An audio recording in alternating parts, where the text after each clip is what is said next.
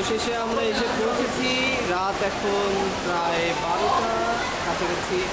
আচ্ছা শাহিন ভাই, সোল এই রাতের পরিবেশটা আপনার কাছে কেমন লাগছে? অসাধারণ অসাধারণ, যা এক কথায় প্রকাশ করতে পারবো না।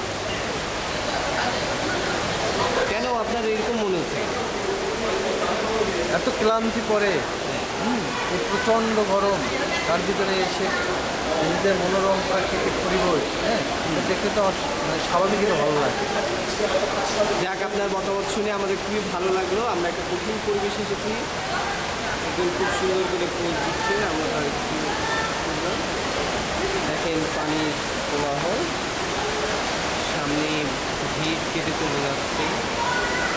আমরা সুন্দর একটি ঝর্ণা দেখতে পাচ্ছি। সবাই সবার মতো তার সৌন্দর্যকে পরিবেশন করছে।